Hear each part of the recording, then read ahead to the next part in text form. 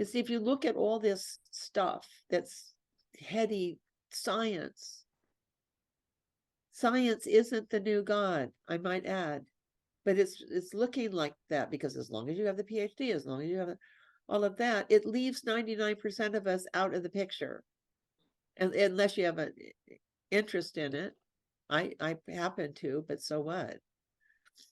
But see, this is when I realized in doing this book, in the process of the book, and going in the higher states to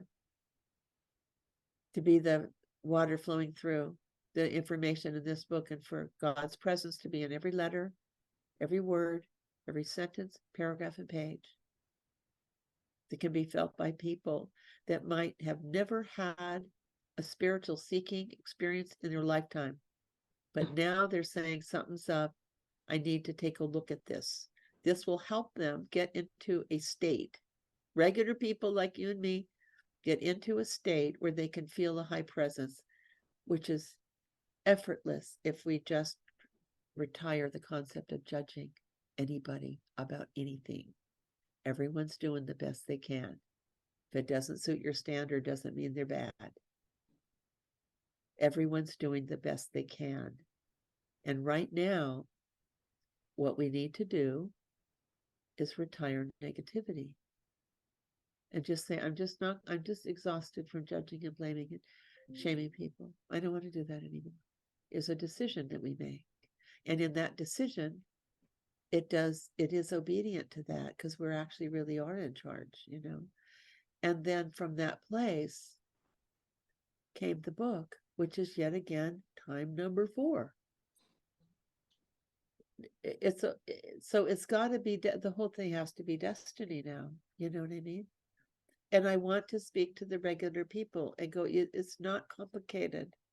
I see people on podcasts, $2,500. They charge people to find out how to get their intuition. Are you kidding me? That's nonsense. It's already there. It's being pinched off by our negativity. Like a hose with water, you pinch it off. But the minute you unpinch it, guess what happens? Water's right there. So is intuition. So is creativity. So is intuitive intelligence. All of it. For everybody. Do you know what I mean? Yeah. So, did I answer your question? You did. It's interesting, because what I hear you saying is that this book is actually the explanation for what you were able to tap into when you didn't know what you were tapping into. Yeah. And now you have that deeper understanding of the quantum to be able to help present that, so that other people can more easily understand how to tap into that. Is that correct? Exactly. Because it's not complicated. It sounds so heady. You know, I just had so one of the things, like posting all of these kind of things now I'm doing. I didn't do Facebook much before, because my clients were like presidents, and so it was sort of private. Everything's confidential. So I didn't really say, well, here's where we're having lunch, you know, sort of like a private meeting, you know. Anyway, so but now I am doing that, and I'm interacting with a girl that I went to school with my whole schooling, and I was a superstar, what do you call it? Shortstop. She was my first baseman, and we were pals. We still are. It turns out we are pals. We're actually still connected, if you can believe that. And so anyway, and so she was saying that she was writing actually the other day that she wants to get the book, but it's probably way beyond her, and a blah, blah, blah. She's writing. But she still has these childhood things that are haunting her, as I have. And so she's going through some things, and they're not seeming to go away and all that. And I said, but see, what this book is about is how to take a look at those childhood haunts from a different perspective, because that's where the freedom is. And how to do that's in this book. This isn't all heady, big science stuff. It has to do with intent to be happy. The end. Period. It's not that complicated. It's really not that complicated. So she then bought it. She went, okay, I'll buy it today. I went, great. When you get it, call me, because I'll stay real close to you in every possible way, walk you through this, and you're going to be real happy you made this decision, you know.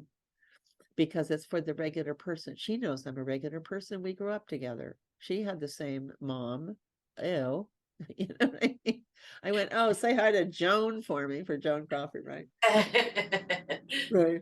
Because, we both had that kind of a mom that was, not kind, we'll say. And so because of that, then that carries with you through a lifetime. It affects your relationships, it affects a lot of stuff until we stop judging that it was bad. You see, because when we let go of all that energy holding on to being right, and that's not fair, when we let that go, which is what the book is about. See, what is the book about? It's about how to feel high state presence, how to feel God's presence. You want to feel God's presence? So it's not about religion.